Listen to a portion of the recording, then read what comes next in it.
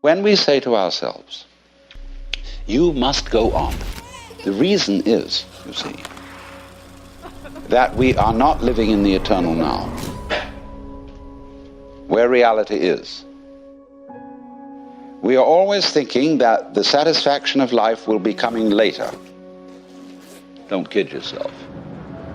Only suckers put hope in the future. There isn't much of a future. You're going to die. So, therefore, this hope for the future is a hoax. It's a perfect hoax. Because you're not fully alive now, you think maybe someday you will be. Look, supposing I ask you, what did you do yesterday? Most people will say, well, I got up at 7:30 and I brushed my teeth and I read the newspaper over a cup of coffee, and then I looked at the clock and dressed and got in the car and drove downtown and did this and that in the office and so on, and you go on and on and on, and you suddenly discover that what you've described has absolutely nothing to do with what happened.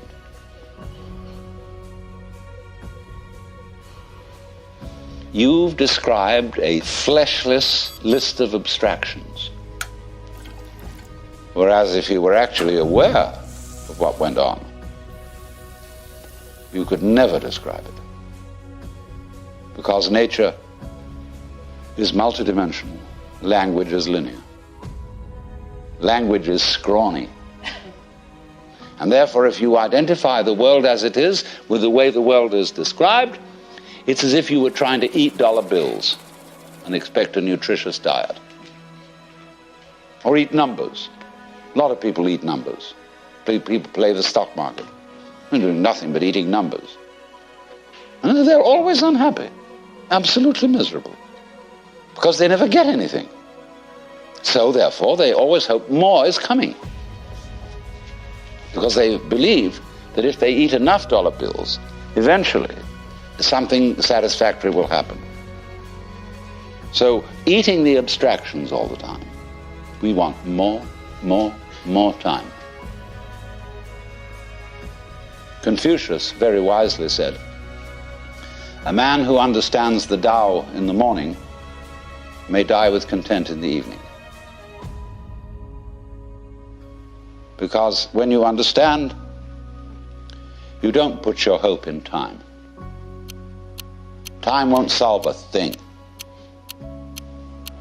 And the Christian word for sinning in Greek is amatanin, which means to miss the point.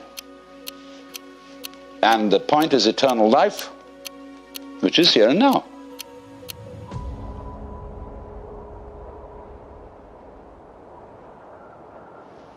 But until there is silence of the mind, it is almost impossible to understand eternal life, that is to say, eternal now. When you are fully aware and not thinking, you will notice some amazing absences. There is no past. Can you hear anything past, incidentally? Can you hear anything future? They're just not there to the plain sense of one's ears. Well, I remember in the Sermon on the Mount that Jesus said a lot of things about this. Consider the lilies of the field, how they grow. They toil not, neither do they spin. And yet Suleiman in all his glory was not clothed like one of these. And if God so clothes the grass of the field, which today is and tomorrow is cast into the oven, shall he not much more clothe you, faithless ones? Wow.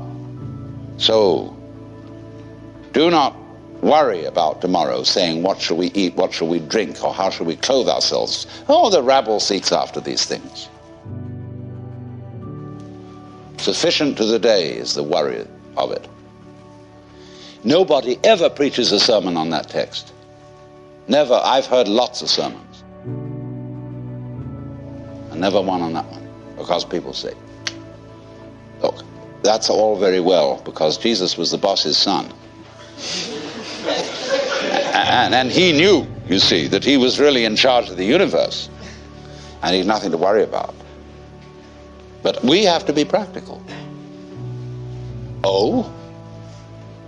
What do you suppose the gospel was? The good news. Do you know it never got out?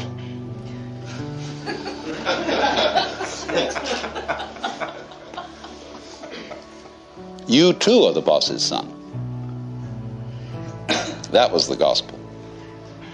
Lots of people in India know that perfectly well. When you get to be a certain age and after you've studied long enough with a certain guru, then and then only may you realize this. If you've put in the time, they finally let you in. Here you have to wait until you're dead. The only place to begin is now. Because here's where we are. So why put it off?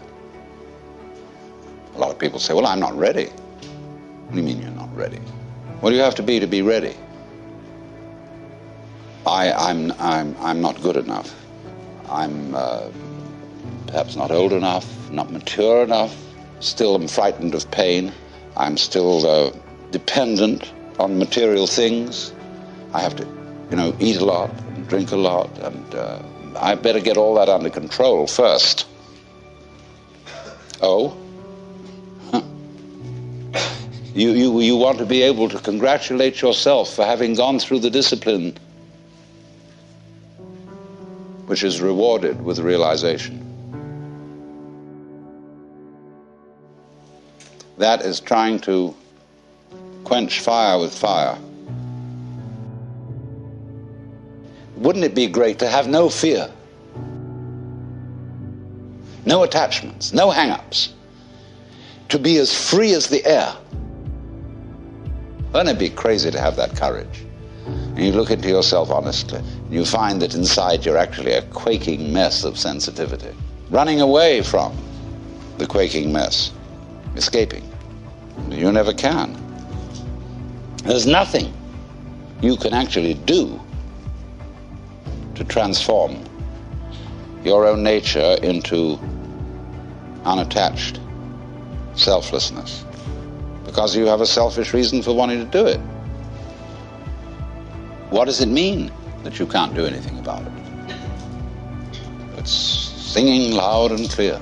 The reason you can't do anything about it is that you don't exist. You, as you conceive yourself to be, that is your ego, your image of yourself, isn't there. It doesn't exist. It's an abstraction. Well, when you understand that, you're liberated. There's the happening, the suchness. Yes, sure, you bet. But it's not pushing you around because there's no you to be pushed around. So, this illusion of the persecuted ego who is pushed around by fate, it's altogether disappeared. And so, likewise, the illusion of the ego who pushes fate around has also disappeared. There's a happening. By dying to yourself, by having become completely incompetent and found that you don't exist, you're reborn. You become everything. In the words of Sir Edwin Arnold, foregoing self, the universe grows I.